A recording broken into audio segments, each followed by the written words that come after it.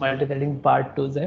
तो उसमें हम एक देखेंगे एक स्मॉल टॉपिक्स है दो, एंड देन उसके बाद मल्टी थ्रेडिंग कैसे हमने देखा है पहले मल्टी थ्रेडिंग क्रिएट कैसे करते हैं, बट वो क्रिएट होने वाली मल्टी थ्रेडिंग का जो आउटपुट होता है तो वो नॉट मतलब नॉट ए सुटेबल या हम एज्यूम नहीं कर सकते थे, बट हमें एक स्पेसिफिक वे में वो आउटपुट लाना है, तो उसके लिए भी हमें 3 टाइप्स देखने हैं। ओके, उससे पहले हम देखेंगे single tasking using a thread and multi tasking using a thread. तो सिंगल टास्किंग में क्या होता है और मल्टी टास्किंग में क्या होता है, एज हम वो भी देखने वाला है। जस्ट आप इतना याद रखना, आपके पास आता है जब आप एज अ कोई क्वेश्चन पेपर सॉल्व करते हैं, तो आपके पास होता है क्वेश्चन वन होता है, देन होता है आपके पास क्वेश्चन टू होता है, देन आपके पास होता है क्वेश्चन थ्री, देन आपके पास होता है क्वेश्चन फोर। तो मुझे या आप मुझे बताना कि आप क्वेश्चन वन होने पर ही क्वेश्चन टू को सॉल्व करते हैं, am I right? Then question two solve होने के बाद आप क्वेश्चन थ्री को सॉल्व करते हैं। सो ऐसे आप प्रोसेस करते हैं वन बाय वन। इसे कहते हैं सिंगल टास्किंग। इसे कहते हैं single tasking. One by one ही हम उस थ्रेड को एक्सेस करते हैं, उस पर वर्क करेंगे एंड देन नेक्स्ट थ्रेड पे मूव होता है। इसे कहेंगे हम सिंगल टास्किंग या सीक्वेंस या राइट विना। ओके, तो ये था नॉर्मली हमारा एग्जांपल। उसका थ्योरेटिकल जस्ट है कि when multiple task are executed by a thread one by one, मतलब यहाँ पे क्वेश्चन वन सॉल्व करेंगे, then next is question two या क्वेश्चन थ्री, दोनों में से एक सॉल्व करेंगे। अगेन जो रिमेन्स है उसमें से एक एक क्वेश्चन हम सिक्वेंसली सॉल्व करते जाएंगे। This is a single tasking using a thread. अभी इसका प्रैक्टिकल देखते हैं, नॉर्मल एग्जांपल है उसके। मतलब इंपॉर्टेंट हमारे लिए नेक्स्ट जो पॉइंट है थ्रेड सिक्रोनाइजेशन, वो हमारे लिए इंपॉर्टेंट है, बट ये लेना चाहिए बिकॉज आपको भी उससे आइडिया मिलता है कि जो आगे के हम देखेंगे ना उसका बेस है, तो इस वजह से हम ले रहे हैं। देन सपोज मैं करता हूँ फ्रॉम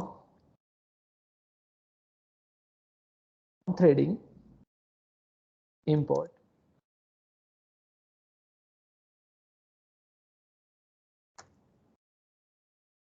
थ्रेड। देन अभी मैं क्लास लेता हूँ। क्लास सपोज क्लास इज आपके जो हमने अभी एग्जांपल देखा है क्वेश्चन वन क्वेश्चन टू, उसके रिलेटेड ही हम एग्जांपल देखते हैं as a practically. Then suppose आप लेते हैं माई क्लास। देन या यहाँ पे ऑब्जेक्ट पास नहीं करना है बिकॉज नॉट एडिटर्स। देन आप एक फंक्शन लेते हो डेट सॉल्व क्वेश्चन। देन वहाँ पे जस्ट आप सेल पास पैरामीटर पास कर देते हैं। देन आपके क्वेश्चन कितने हैं, सेल डॉट वन या ओके कैपिटल की जगह पे स्मॉल रखते हैं क्वेश्चन वन। ये आपका एक फंक्शन होगा, आगे वो फंक्शन का हमने एक बंच बना लिया एज अ डेफ में, और वन बाय वन उसे कॉल करेंगे। तो यहाँ पे हमारा सिंगल टास्किंग जो परफॉर्म होना चाहिए वो यहाँ पे हमारा होता है। तो देन हम देखेंगे self dot question two, self dot question three. Okay, then self dot question fourth. आगे एक न्यू फंक्शन लिखेंगे हम डेफ क्वेश्चन वन। वहाँ पे सेल्फ पैरामीटर पास करेंगे और सेल्फ की वजह से वो हमारा कॉल होता जाएगा ऊपर वाला सॉल्व क्वेश्चन का वन बाय वन। देन हम करेंगे प्रिंट। सपोज प्रिंट क्या करता है कि करते हैं मेरा क्वेश्चन फर्स्ट सॉल्व हो चुका है। ओके, क्वेश्चन या क्वेश्चन फर्स्ट सॉल्व। एंड यहाँ पे अब हर एक जितने भी आपके क्वेश्चन वन क्वेश्चन टू है उसके लिए एक एक फंक्शन बनाएंगे अभी। और कितने आपके, चार है। तो यहाँ पे question two, this is a question to also solve question three, and यहाँ पे एक क्वेश्चन फोर्थ। ओके, देन अभी देखना हम ऑब्जेक्ट क्रिएट करेंगे उसका। ऑब्जेक्ट कैसे क्रिएट करेंगे, माय ओबीजे करते हैं या माय क्लास का ऑब्जेक्ट क्रिएट करना है तो class underscore OBJ equal to आपका माय क्लास नेम, देन आता है आपका instance of this T, T is a thread object, then thread of equal to, target कैसे करना है आपको, इस ना कि ये फंक्शन को, इसे टारगेट किया ना आपने तो ये 1 बाय 1 आपके ऑटोमेटिकली कॉल हो गए। तो आपको टारगेट करना है दिस क्वेश्चन सॉल्व को, एंड देन उससे पहले हमने एक सिंटैक्स देखा था कि ऐसा हम करेंगे तो दैट्स हमें जो हमारा क्लास का ऑब्जेक्ट हमने जो क्रिएट किया है instance of the class object, उससे हमें कॉल करना होगा। Then instance of the class object dot जो भी आपका टारगेट फंक्शन है उसका नाम, देन सॉल्व क्वेश्चन, और देन उसे हम जो हमारा थ्रेड है उसे एक्टिव करना है या स्टार्ट करना है तो using a start method, this one. यहाँ पे एक देखना, self is not defined, where self का स्पेल थोड़ा इनकरेक्ट है, ऊपर क्या क्या क्या सेल्फ का स्पेलिंग इनकरेक्ट है, फर्स्ट वन। ओके, आपका क्वेश्चन 1 सॉल्व हो रहा है, क्वेश्चन 2 सॉल्व हो रहा है, क्वेश्चन 3 सॉल्व हो रहा है, क्वेश्चन 4, बट यहाँ पे हमें ये नहीं पता चल रहा है कि 1 बाय 1 सॉल्व हो रहा है नहीं। तो इसके लिए हमें यूज करना होगा, कौन सा यूज करना होगा, हमें यूज करना है टाइम को। तो इसके लिए हमें इंपोर्ट भी करना होगा टाइम। तो फ्रॉम या फ्रॉम टाइम इंपोर्ट क्या करेंगे, स्लीप मेथड को, ओके। और स्लीप को आप 1 बाय 1 ऑल जो फंक्शन है उस पर लिखेंगे, मतलब एक क्वेश्चन सॉल्व होने के बाद स्पेसिफिक टाइम जोन कंप्लीट करने के बाद नेक्स्ट ही हमारा कॉल होगा या नेक्स्ट क्वेश्चन सॉल्व होगा। देन स्लीप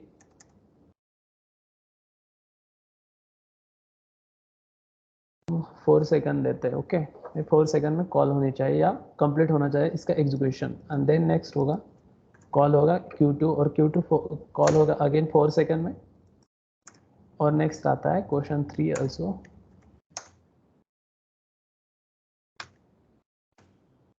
देन अभी रन करते हैं, अभी देखना 1 बाय 1 सॉल्व होगा। क्वेश्चन 1 सॉल्व हो चुका है, अभी क्वेश्चन 2 में जा रहा है, क्वेश्चन 2 ऑल्सो वहाँ पे आप एग्जीक्यूशन हो रहा है, अभी क्वेश्चन 3 आ जाएगा, ओके। ये 1 बाय 1 आपके सॉल्व होते जाएंगे। इसे कहता है single tasking using a thread. यहाँ पे मैं कमेंट देता हूँ आपके लिए,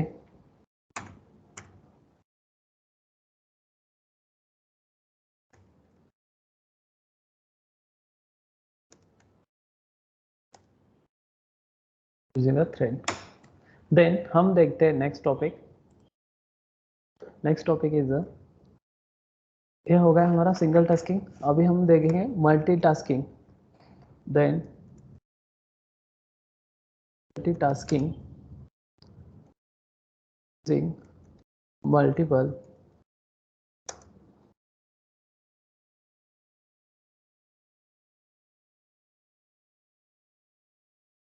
देन देखना मल्टीटास्किंग होता क्या है। सपोज आप किसी मैं आपको लाइव एग्जांपल देता हूँ, उसके अकॉर्डिंग आपको मल्टीटास्किंग यूजिंग मल्टीपल थ्रेड क्या होता है आपको पता चल जाएगा। सपोज आप किसी होटल में जाते हैं, राइट, आप एक कस्टमर होते हैं उस होटल के, एम राइट। तो जस्ट आप होटल में जाते हो और किसी टेबल पे आप बैठते हो, राइट। तो दैट्स आप वेटर को क्या करते हैं, ऑर्डर देते हो। वेटर आपके पास आता है कि बोलता है कि सर आपके ऑर्डर क्या है। वेटर वही ऑर्डर लेके कुक के पास जाता है, कुक बना लेता है वो। देन तब तक वेटर दूसरे टेबल पे जाता है, उसके ऑर्डर लेता है और उसकी ऑर्डर कुक को देता है, और पहली ऑर्डर जो होती है कुक के पास वो कंप्लीट होती है, तो वही ऑर्डर लेके फर्स्ट टेबल के पास जाता है, एम राइट।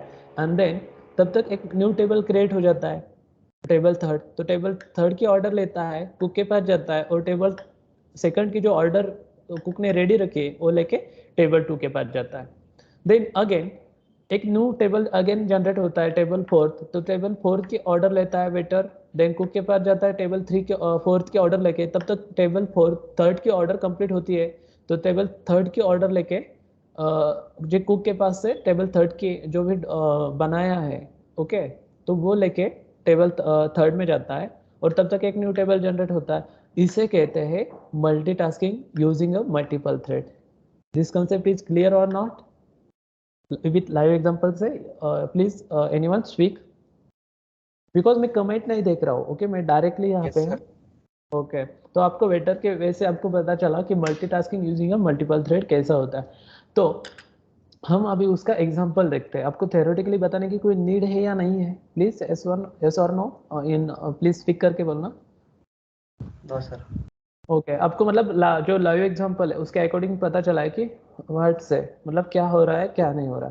तो अभी एग्जांपल देखते हैं as a multitasking using a multiple thread का।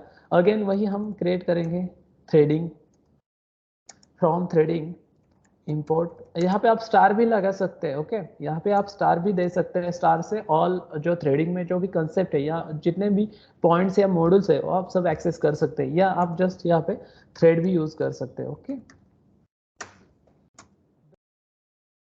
अभी हम होटल के बारे में देखा है तो होटल का लेते हैं क्लास होटल।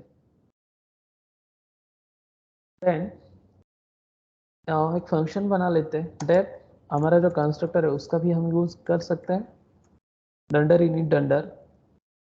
देन कोमा, अभी जो है एक पैरामीटर लेते हैं एज अ ऑर्डर के रिगार्डिंग। सो देन हम लेते हैं, सपोज आप कौन सा भी लेते हैं, सपोज मुझे अभी रिकॉल है टी का,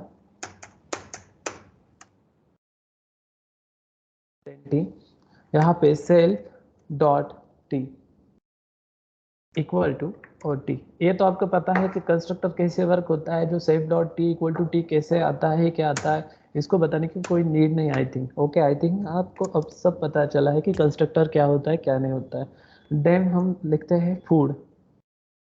देन फूड उसे पैरामीटर पास कर देते हैं as a by default self. Then हमें देखना है ना वन बाय वन कैसे एग्जीक्यूट होता है, तो इस वजह से मैंने फॉर यूज किया था। फॉर इन रेंज ली, मेरे पास टेबल में एलोकेट कर रहा हूँ, मेरे पास कितने टेबल होने चाहिए 1 से लेके 6, मतलब मेरे पास 6 टेबल है। ओके, मेरे पास 6 टेबल है, उनका मुझे डाटा देखना है, मतलब कैसे ऑर्डर परफॉर्म करते हैं कैसा नहीं है। तो प्रिंट ऑफ दिस, यहाँ पे देखना सेल्फ डॉट टी मैंने कॉल किया। ओके, और आई मीन्स क्या होगा, जो करंटली टेबल होगा उसका रिप्रेजेंट करेगा आई हमारा।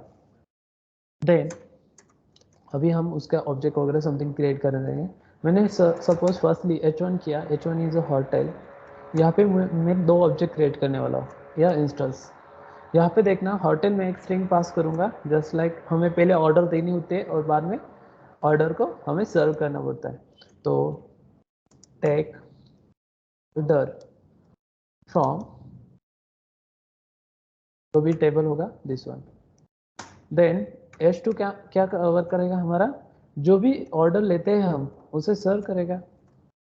देन यहाँ पे लिखेंगे सर टू टेबल। अभी हमारे पास 2 इंस्टेंस है, राइट, 2 इंस्टेंस है तो हमारे पास 2 थ्रेड होने चाहिए। तो मैं लिखता हूँ T1 इक्वल टू मेरा पहला थ्रेड ऑफ मेरा टारगेट क्या होगा, टारगेट इक्वल टू टारगेट हम फर्स्टली h1 इंस्टेंस को कर रहे हैं एंड देन h1 ऑब्जेक्ट के साथ किसे टारगेट करेंगे, हम टारगेट करेंगे हम फूड को, फूड हमारा मेथड है। देन T2 के साथ हम फिर से वही क्रिएटिविटी करेंगे, बट टारगेट हम फूड को ही करेंगे बट H2 के साथ। Then target equal to H2 dot करने के लिए H1 हमारा टेक द ऑर्डर एंड जो second H2 is a serve the order, serve the order. Then अभी हमें दोनों भी थ्रेड को एक्टिव करना होगा, T1 स्टार्ट। देन उसके बाद हमें करना है T2 स्टार्ट। यहाँ पे देखना पहले उसने एक टेबल के ऑर्डर ली, then again next table generate हुआ था, इस वजह से नेक्स्ट टेबल की ऑर्डर ली, थर्ड के लिए, फोर्थ के लिए और फिफ्थ के लिए, और 1 बाय उसने सर्व किया। या अभी एज अ मतलब एज्यूम नहीं कर सकते यहाँ पे कैसे आउटपुट आ सकता है, बट आप सपोज कोई अदर करते हैं। अभी तो मेरा बैड लक है कि आउटपुट एक ही टाइप का आ रहा है अभी। ओके, हमें पहले एक सर्व आना चाहिए। ओके, यहाँ पे देखना ये हमारा गुड लक है भैया। पहले उसने क्या किया, टेक ऑर्डर फ्रॉम टेबल 1 लिया, देन अगेन उसने टेक ऑर्डर टेबल 2 लिया, देन उसने क्या किया, सर्व ऑर्डर ऑफ टेबल 1 को किया। ये राइट है। देन उसने क्या sir order table and take order 3 का लिया, मतलब उसने लिया भी और दिया भी। देन उसने अगेन टेबल 2 के पास जाता है और एंड टेबल 4 एंड 5 के ऑर्डर लेता है, एंड देन उसके बाद टेबल 3 को सर्व करता है, टेबल 4 को सर्व करता है और टेबल 5 को भी सर्व करता है। This is a proper output. Okay, वो पहले वाला भी प्रॉपर था। यहाँ पे कैसे पहले टेबल आता है, देन उसे ऑर्डर देके ऑर्डर लेता है, देन कुक के पास जाता है, देन नेक्स्ट जनरेट टेबल होता है तो उसके ऑर्डर लेता है और पहले वाले को टेबल को सर्व करता है। This is the proper output this example. Okay, आपको ये बात समझ में? ये जस्ट आपको एज अ अंडरस्टैंड करना था, इतना इसमें इंपॉर्टेंस नहीं है। हमारा इंपॉर्टेंस है thread synchronisation. This topic is a very important.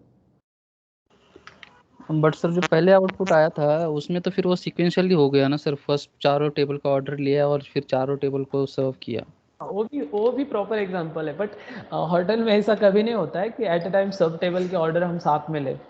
हाँ, बट उसको फिर हम ऐसे फिक्स नहीं कर सकते क्या कि जो ऑर्डर है या तो फिर जो भी मतलब सर्व करना है वो इसी ऑर्डर में होना चाहिए, कि पहला टेबल का ऑर्डर ले फिर उसका सर्व करे, मतलब जो अपन जो अभी ये आउटपुट आया है तो इसको फिक्स नहीं कर सकते क्या? कर सकते हैं, वही तो हमें आज अभी देखना है भाई। वही तो Okay. मैंने पहले क्या कहा आपको जब ये टॉपिक स्टार्ट हुए थे, दैट्स मैंने आपको क्या कहा था कि हमने सिर्फ अभी थ्रेड क्रिएटिंग देखा है, और पहले जो हमारे 3 टॉपिक्स थे, class without something something so on, उसमें हमने क्या किया कि थ्रेड कैसे क्रिएट करते हैं, कितने टाइप्स के मल्टीपल टाइप्स से हम थ्रेड क्रिएट करते हैं, कितने टाइप्स से हमारे 3 टाइप्स है, उसके अकॉर्डिंग हम थ्रेड क्रिएट किए। बट वो थ्रेड का जो आउटपुट है वो हमें मतलब हम एज्यूम नहीं कर सकते ऐसे आउटपुट आ रहे थे। वही जो आउटपुट आ रहे थे ना, जो रैंडमली आ रहे थे आउटपुट, वही आउटपुट अभी हमें एक प्रॉपर सीक्वेंस में लाना है। ओके, प्रॉपर सीक्वेंस में लाना है, इसके लिए हमें थ्रेड सिंक्रोनाइजेशन करना है। अभी आया समझ में? किसने क्वेश्चन पूछा था उसका समझ में आया? Please. Yes sir, Audi. Audi मैं तो कभी ऑफलाइन आया यार, कहाँ आओ सर? कभी तो ऑफलाइन आओ, बिकॉज तू ऐसा स्टूडेंट है मेरे लाइफ में फर्स्ट है, मतलब मल्टीपल टाइप्स के क्वेश्चन पूछता है, बट थिंकिंग अच्छी है तेरे क्वेश्चन पूछने की, मतलब ऐसा कुछ भी क्वेश्चन नहीं पूछता है जो अदर हाँ, स्टूडेंट मुझे पूछ। सर कैसा है, एक तो मुझे ये सब नया है पहली चीज, हाँ और आई फिर जो थिंक तो। मालूम नहीं है वो पूछेंगे नहीं तो फिर पता कैसे चलेगा? हाँ नहीं वही तो यार, नहीं तू आज मैं वही बोला कि भाई तू कभी मिल यार, बिकॉज नहीं मेरे लाइफ में भी बहुत स्टूडेंट आके गए, बट तेरी थिंकिंग बहुत अलग है सब में। मतलब थैंक तू यू ऐसे सर। क्वेश्चन पूछ रहा हो जो अदर स्टूडेंट रैंडमली कभी पूछते हैं। ठीक है सर, मिलेंगे पक्का। या थैंक ओके यू। ठीक है, चलो नेक्स्ट टॉपिक में मूव होते हैं। हमारा नेक्स्ट टॉपिक है थ्रेड सिंक्रोनाइजेशन।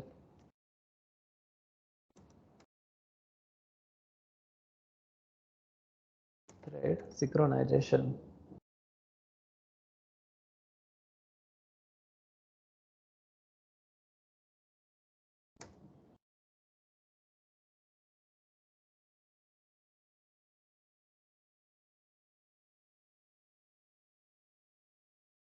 ओके चलो, अभी थ्रेड सिंक्रोनाइजेशन क्या होता है वो हम पहले देखते हैं, एंड देन उसके बाद हम जो 3 types of synchronization, thread synchronization, वो भी हम करेंगे आज टुडे या आज के टॉपिक में। आज क्या है हमारा थ्रेड सिंक्रोनाइजेशन? थ्रेड सिंक्रोनाइजेशन होता क्या है? Many thread trying to access the same object. Okay, क्या है फिर से सुनना, many thread trying to access the same object can lead to problems like making data inconsistent or getting unexpected output। जो मैंने अभी ऑडी को बताया कि जो हम पहले देख रहे थे कि मल्टीपल जो सेम ऑब्जेक्ट है, मतलब थ्रेड थे बट सेम ऑब्जेक्ट को एक्सेस करने का ट्राई कर रहे थे, वो भी एक हमारा प्रॉब्लम है। एज वेल एज जो हमारा जो डेटा आ रहा था, डेटा मीन्स जो हमारा आउटपुट आ रहा था वो अनएक्सपेक्टेड है, ओके, और इनकंसिस्टेंट है।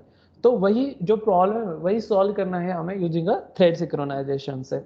Then the object which can thread or synchronize is called as a synchronized object or mutually exclusive lock। Then जो थ्रेड सिंक्रोनाइजेशन होता है वो 3 टाइप्स का होता है। First one is a lock synchronization, second one is lock thread synchronization, मतलब 3 types की technique है। ओके, देन है हमारा आर लॉक, आर लॉक को ही हम कहते हैं reentrant lock, and then third one है सेमफोर।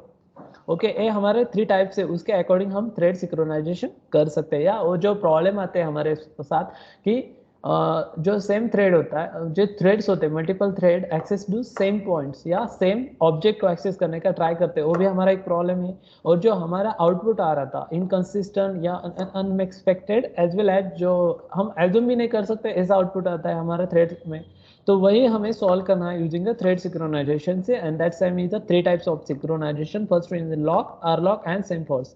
तो आर लॉक क्या होता है वो भी हम देखते हैं first of all. Then first upon is a lock. Okay, so lock are typically used to synchronize access to shared resource. Lock can be used to lock the object in which the thread is acting. Acting means जो active होगा। A lock has only 2 states, एक है locked और second है unlocked. It is a create in the unlocked state. Okay, ये normal definition थी। आपको ये डेफिनेशन उसकी जो वर्क कैसा है आपको एज ए प्रैक्टिकली पता चल जाएगा। मैं डायरेक्टली प्रैक्टिकल के साथ आता हूँ, इससे आपको फास्टली पता चल जाता है। जब आप थ्रेड को लॉक करते हो, ओके, किसी ऑब्जेक्ट को, थ्रेड को लॉक नहीं कर सकते हम, किसी ऑब्जेक्ट को लॉक करते हैं तो उसके जब हम लॉक करेंगे दैट्स हमें उसे रिलीज भी करना होता है। ओके, लॉक मीन्स क्या होता है, वो स्पेसिफिक थ्रेड के लिए लॉक होता है और स्पेसिफिक थ्रेड उसमें एग्जीक्यूशन ना करे प्रॉपर, ओके, उसके और उसका एग्जीक्यूशन होने के बाद ही नेक्स्ट थ्रेड उस ऑब्जेक्ट को एक्सेस कर सकता है, अदरवाइज नहीं कर सकता है। जब उसका एग्जीक्यूशन कंप्लीट नहीं होता है थ्रेड 1 का, तब तक न्यू जो थ्रेड होगा T1, सपोज हमारा T1 थ्रेड है, तो वो स्पेसिफिक ऑब्जेक्ट को एक्सेस नहीं कर सकता था। क्यों नहीं कर सकता? बिकॉज वहां पे हमने लॉक फंक्शन का यूज किया है। एंड जब हम लॉक करते हैं तो दैट टाइम उस स्पेसिफिक ऑब्जेक्ट को हमें अनलॉक भी करना होता है। और जब अनलॉक कैसे करेंगे? यूजिंग अ रिलीज मेथड से। Okay, this release method is use to release a lock, or this can be called from any thread, not only the thread which has acquired the locks. Then अभी हम देखते हैं as a directly in a practical देखते हैं और in a thread synchronization using a lock का। तो मैं फर्स्ट पॉइंट यहाँ पे देख रहा हूँ, लॉक।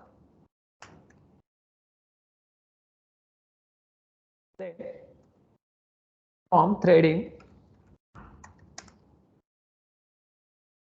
इंपोर्ट स्टार से क्या होगा, ऑल वैल्यू हमें मिल जाएगी। देन आगे लिखते हैं हम क्लास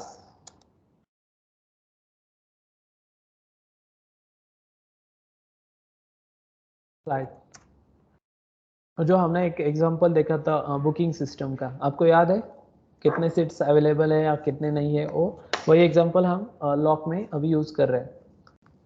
देन हम एक कंस्ट्रक्टर लेंगे, डेप डंडर, कितना डंडर दिया, डंडर इनिट डंडर, आप इसे डबल अंडरस्कोर भी कह सकते हैं। ओके, देन सेल कॉमा आपकी अवेलेबल सीट, अवेलेबल अंडरस्कोर में सीट देता हूँ,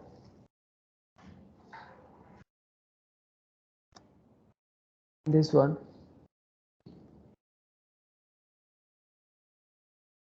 और जो हमारी अवेलेबल सीट है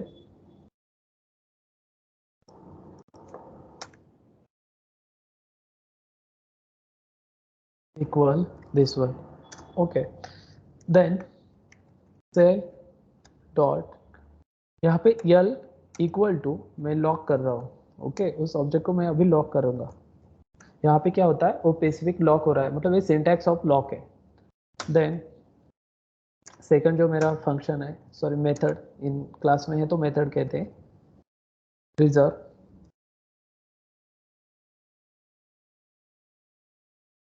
वहाँ पे भी सेल कोमा नीड सीट, आपको कितनी सीट की नीड है,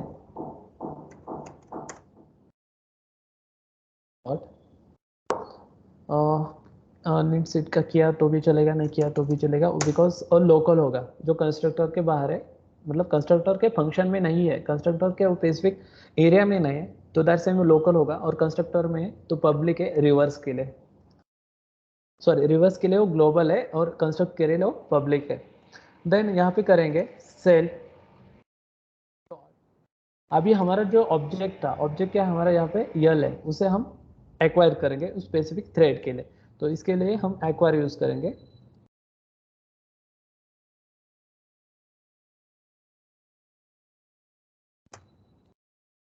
और प्रिंट करेंगे जस्ट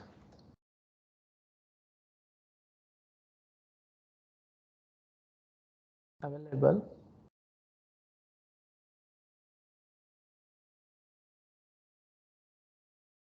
सीट्स। और अवेलेबल सीट हमें कैसे पता चलेगी? ऊपर का जो हमारा है this one self dot av seat. Then self dot available seat. Then अभी हम एक कंडीशन देते हैं जो हमने पहले भी दी थी, वही कंडीशन देंगे अभी। सेल डॉट जो हमारी अवेलेबल सीट है this one available seat is greater then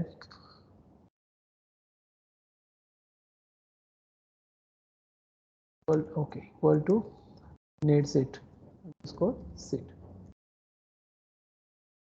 then name हमारे अवेलेबल सीट हमारे नीड सीट से ग्रेट है।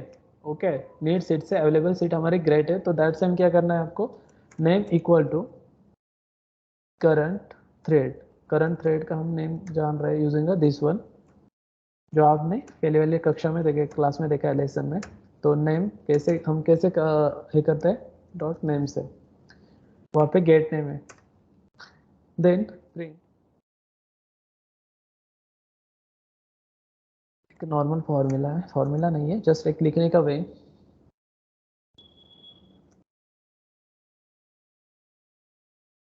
Curly brace need seat okay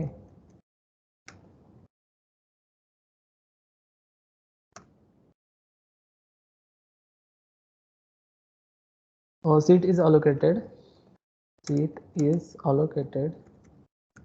ये जस्ट आपका एक विजुअलाइजेशन क्रिएट कर रहा हूँ मैं। ओके लिखने विजुअलाइजेशन दिखाने के लिए नॉर्मली लिख रहे हैं हम। और नेम जो भी नेम होगा उसको एलोकेट कर देगा, मतलब नेम किसका थ्रेड का। देन सेल तो कौन सा एव सीट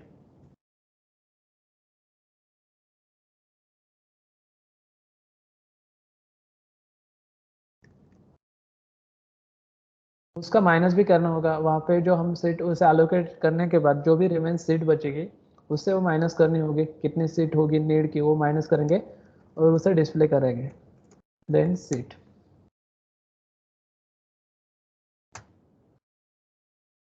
स्किल्स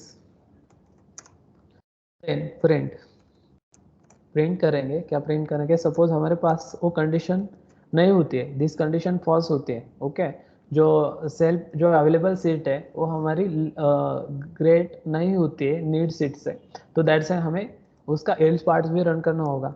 तो उसे कहना है हमें सॉरी भाई हमारे पास सीट नहीं अभी, नो सीट।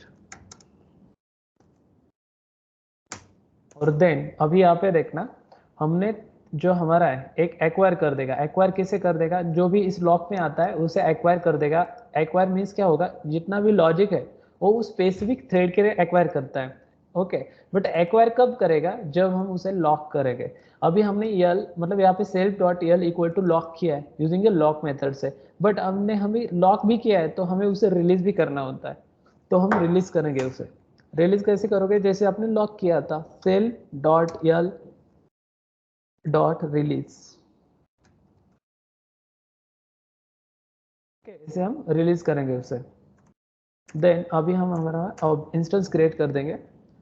सपोज में एफ इक्वल टू हमारा क्या है फ्लाइट है हमारी। तो हम यहाँ पे सीट देते हैं, हमारे फ्लाइट के सीट कितने अवेलेबल है? सपोज मैं फ्लाइट के सीट 2 देता हूँ यहाँ पे, सपोज 2 ही सीट हमारे अवेलेबल है। देन मैं एक ऑब्जेक्ट अभी मैं थ्रेड क्रिएट करूँगा बिकॉज हमारा प्रॉब्लम क्या था कि मल्टीपल थ्रेड हमारे सेम ऑब्जेक्ट को एक्सेस करते हैं।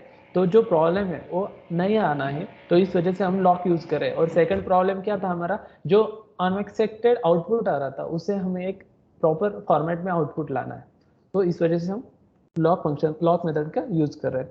देन T1 इक्वल टू मेरा फर्स्ट थ्रेड क्रिएट करो मैं।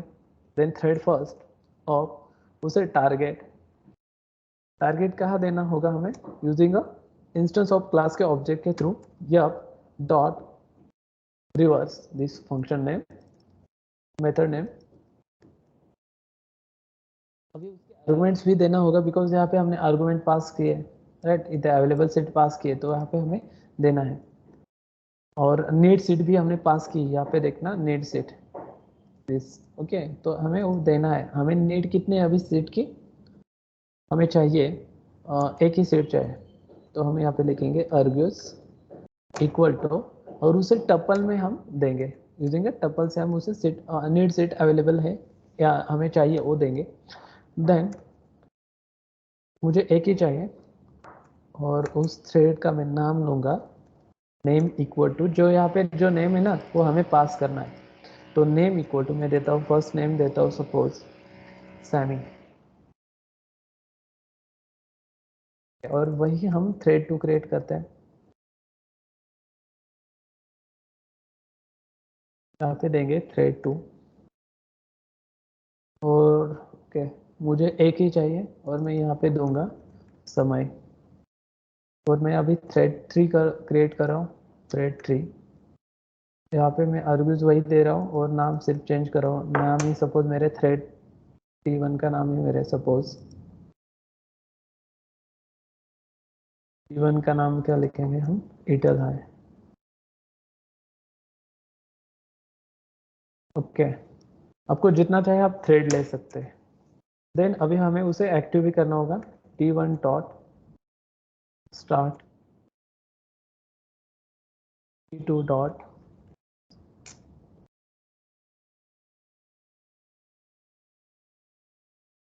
also start।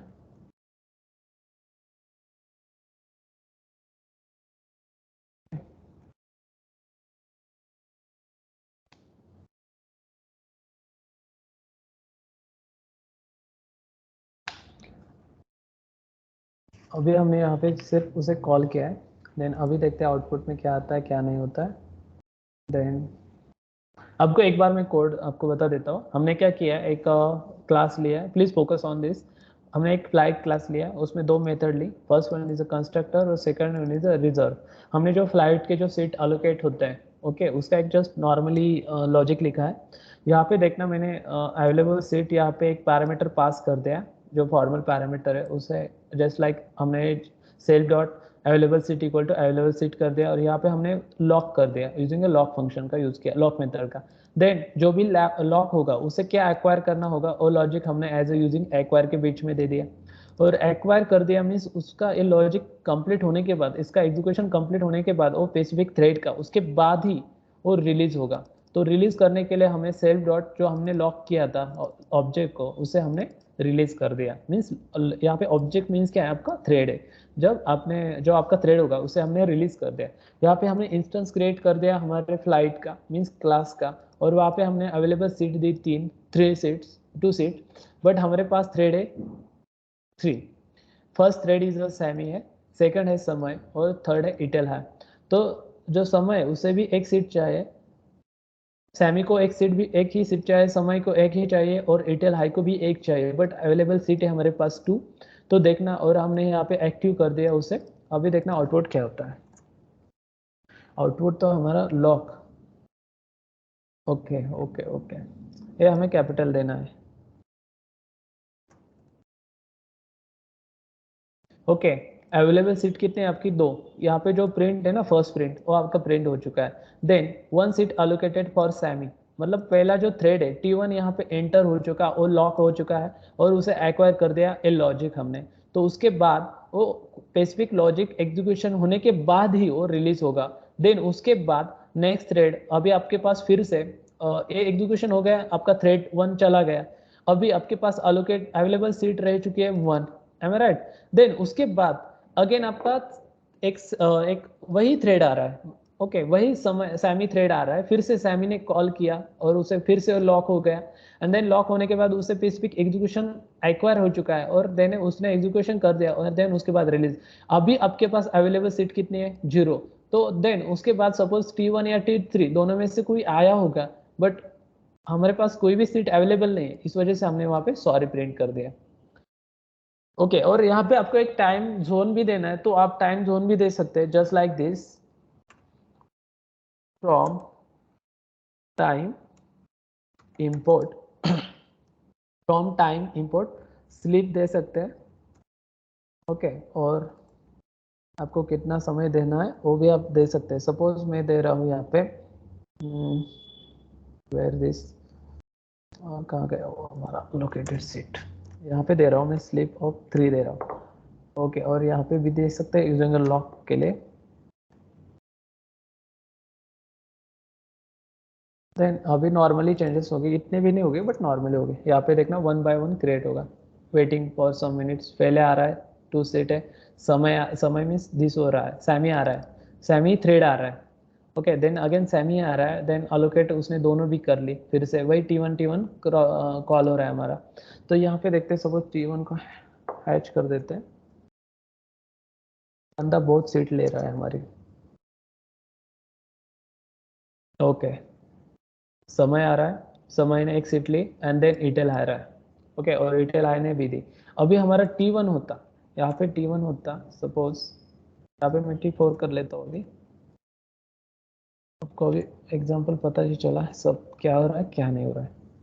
दिस वन यहाँ पे T4 कर लेता हूँ मैं अभी देखना क्या होता है, ओके। सैमी ने ले ली फर्स्ट सीट, सेकंड सीट किसने, सैमी ने ले ली। सैमी बहुत ले रहा है हमारा, बट उसे हम हैच कर देते हैं। जो पहले वाला एग्जांपल था वही output is a better for me.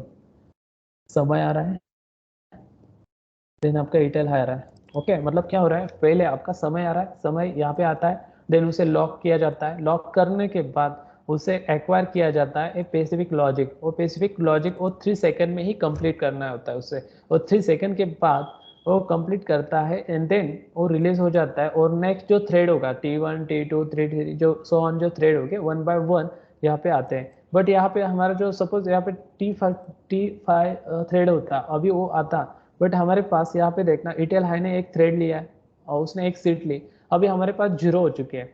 तो दैट टाइम क्या होगा आपका, आपको जस्ट आपको ये आउटपुट मिल जाएगा, sorry no available seat any.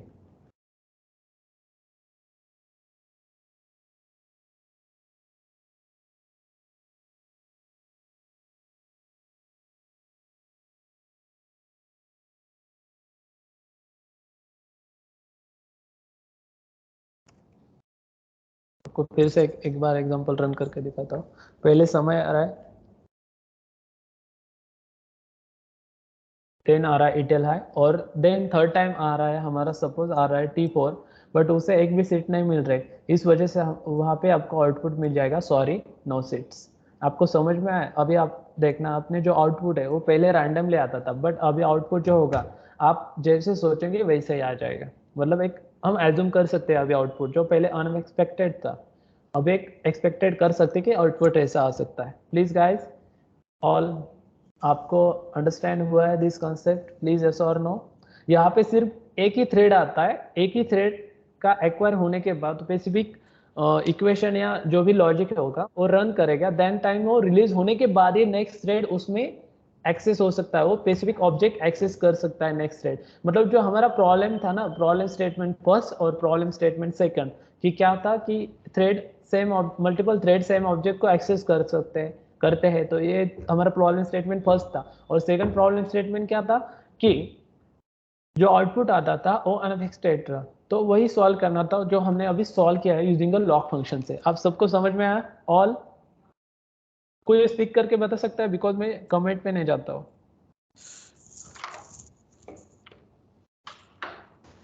Got it sir.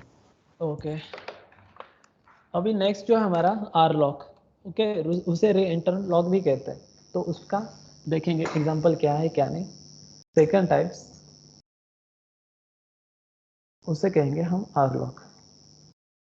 Are lock में एंड दिस लॉक में इतना कुछ डिफरेंस नहीं है, नॉर्मली है।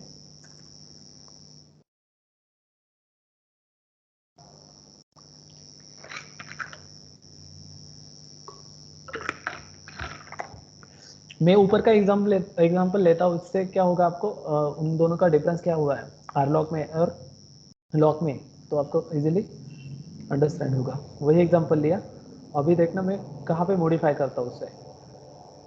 आपको मॉडिफाई कहाँ करना है, जस्ट यहाँ पे दिस वन। यहाँ पे आपको मॉडिफाई करना है और आपको सिर्फ आर देना है। क्या देना है? आर देना है।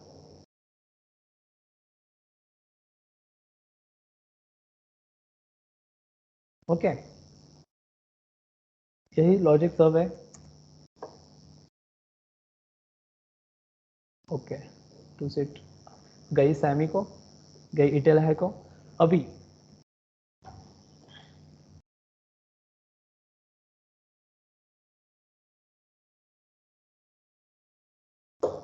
ओके, आर लॉक और एल लॉक में डिफरेंस क्या है? ओके, इसमें इस सिंटैक्स में कुछ डिफरेंस नहीं है, तो आपको मैं एज अ थ्योरेटिकली उसका डिफरेंस बता देता हूँ। सपोज हमने एल लॉक में क्या था, क्या कर रहे थे, एक थ्रेड आ रहा था, उसे जा रहा था बंदा, फिर से न्यू थ्रेड आ रहा था, वो जा रहा था। बट आर लॉक में क्या था कि सेम थ्रेड मल्टीपल टाइम्स आ सकता है। क्या है? Thread, same thread multiple times आ सकता है। ओके, ये होता है आर लॉक में। और यल लॉक में क्या था, एक ही टाइप का थ्रेड एक ही टाइम आ सकता है, ना कि मल्टीपल टाइम। तो ये होता है हमारा आर लॉक। और थियोरेटिकली क्या है उसका? A R lock is a synchronization primitive that may be acquire multiple times by the same thread. acquire multiple times by the same thread. A standard lock doesn't know which thread is currently holding the lock. If the lock is hold, any thread that attempts to acquire it will block, even if the same thread itself is already holding the lock. In a such a case, our lock is a use. ये हमारा problem statement था. And then suppose you use the R lock must be released by the thread that acquire it. Once a thread has acquired a R lock, the same thread may acquire it again without blocking. The thread must release it once for each time it has acquired it. ऐसे भी आप कर सकते हैं using are lock के through. आपका output वही आ रहा है, सैमी आ रहा है, इटेल हाई आ रहा है। ओके, सपोज सैमी जो हमारा थ्रेड सपोज फिर से आता सैमी, तो उसे फिर से सीट एलोकेटेड होती। फिर से हमारा सैमी आता तो उसे फिर से सीट एलोकेटेड होते। यहाँ पे मैं सीट की संख्या बढ़ा रहा हूँ, अभी 4 कर रहा हूँ, तो अभी देखना आपको मल्टीपल टाइम्स एक ही थ्रेड आता रहेगा। अभी आ रहा है सैमी, सैमी को एक सीट दे दी है भाई। देन आ रहा है इटेल हाई, इटेल हाई को एक सीट दे दी। देन आ रहा है समय, समय फिर से आ रहा है। ओके, 1 टाइम 2 टाइम्स आ रहा है। देन उसे एलोकेटेड होगी एक सीट। अभी हमारे पास कितने सीट रिमेन्स है? मतलब आपका जो थ्रेड है, हमारे पास 4th थ्रेड है, तो आपका समय और दिस सैमी और इटेल हाई वो आ रहा है। देन यहाँ पे हम देख रहे हैं, अभी हम यहाँ पे सीट बढ़ा रहे हैं उसकी नीड सैमी की, और समय की भी बढ़ा रहे हैं, समय को 2 कर रहे हैं। तो अभी देखना आपका एक ही थ्रेड मल्टीपल टाइम में आ जाएगा, उसका सीट लेके जाएगा। समय आ रहा है, उसे एक सीट ले ली, फास्ट इटल हाई। Okay, no seat available. Okay,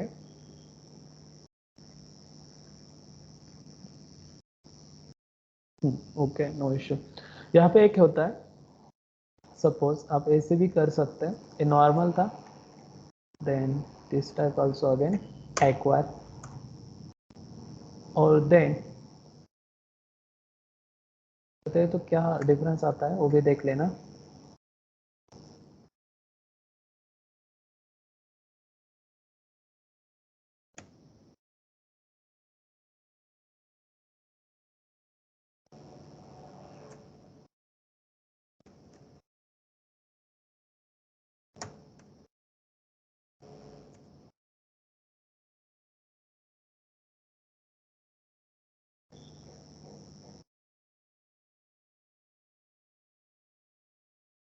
okay, मतलब जब आप रिलीज 2 बार करते हैं या सिंगल करते हैं तो भी हमारा आउटपुट सेम ही आता है। तो ये होता है हमारा आर लॉक। आर लॉक में जो हमारे 2 स्टेटमेंट है, प्रॉब्लम स्टेटमेंट है, जो हमने थ्रेड सिंक्रोनाइजेशन में देखे थे, वो हमारे सॉल्व होते हैं। देन सपोज एक न्यू चीज़ है वो ऐड कर लेता हूँ, देखता हूँ यहाँ पे कुछ होता है। वो आई थिंक सेम फॉर्म में होता है, बट यहाँ पे आई थिंक नहीं होगा, शायद होता है। ओके,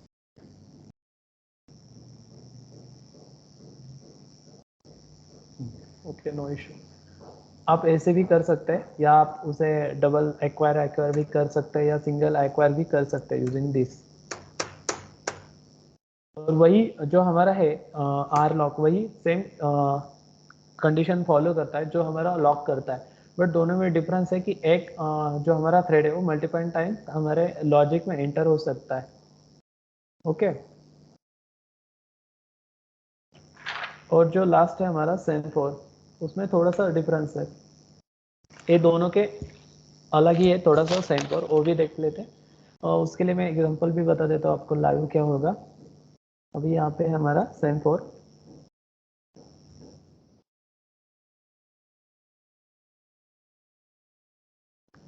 सेम4 में क्या होता है कि एक लाइव एग्जांपल है। सपोज आप क्या कर सकते हैं, अभी हमने देखा था एक ही लॉजिक में, मतलब हमारा जो एक्वायर किया था वो एक थ्रेड को एट अ टाइम एक्वायर हो रहा था। Am I right?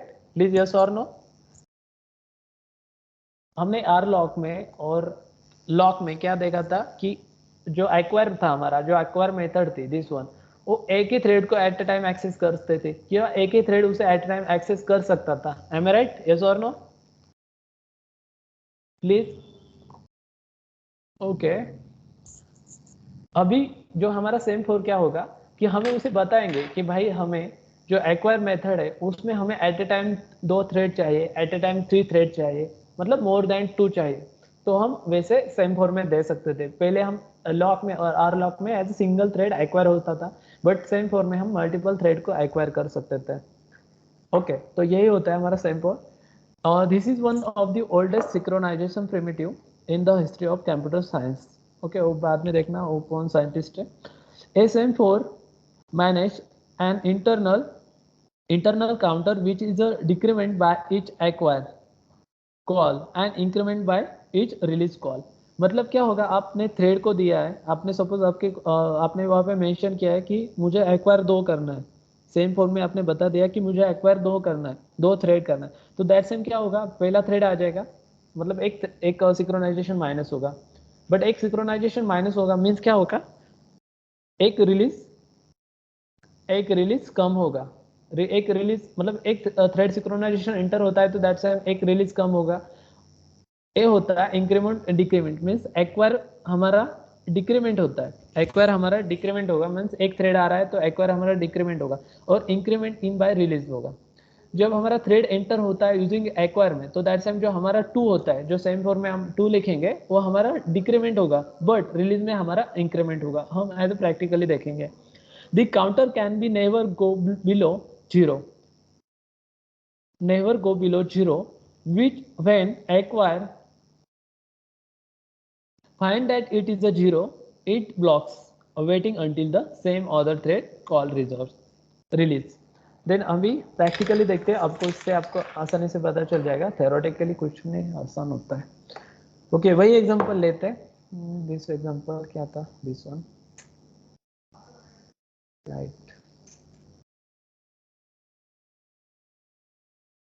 यहाँ पे जो हमने आर लॉक लिखा था वहाँ पे हमें क्या लिखना है अभी, सेम4। बहुत कुछ डिफरेंस नहीं इनमें लॉजिक में लिखने में।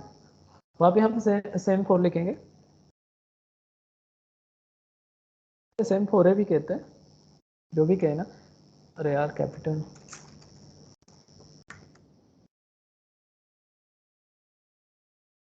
सेम4 है। ओके, और मैं कितने thread at a time access करना चाहता हूँ, सेम ऑब्जेक्ट को मैं चाहता हूँ कि मेरे 2 थ्रेड आए eight a time.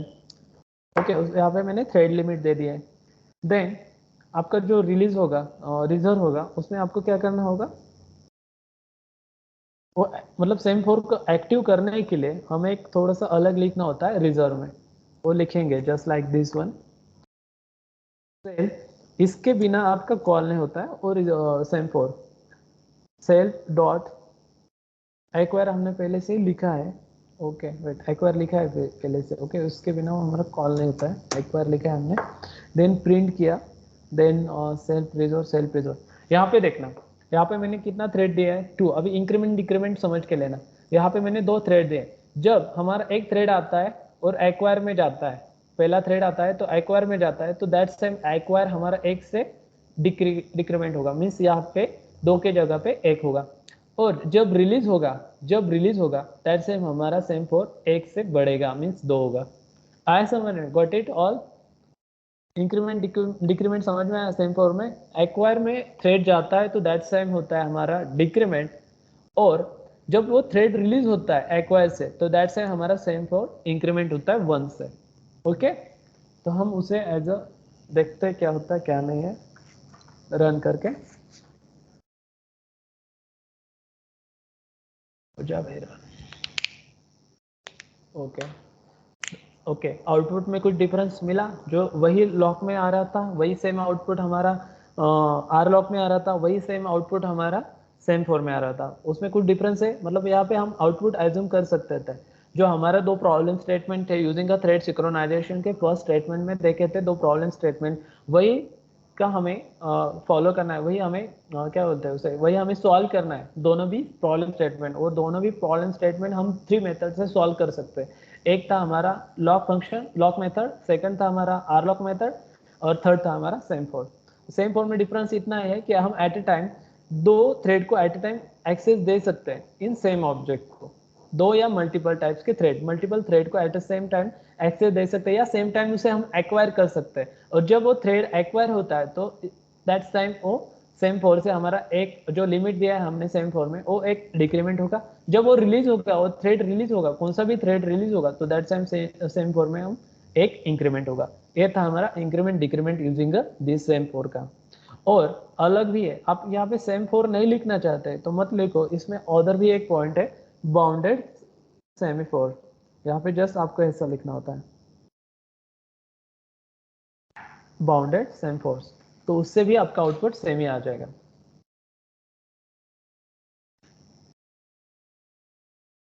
Okay, this one Camelus.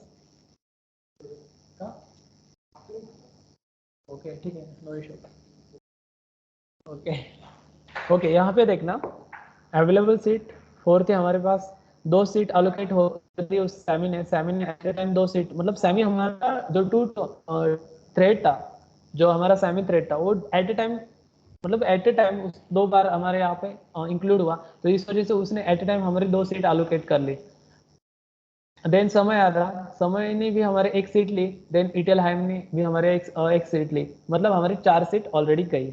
And then उसके बाद हमें सॉरी मिल जाता है।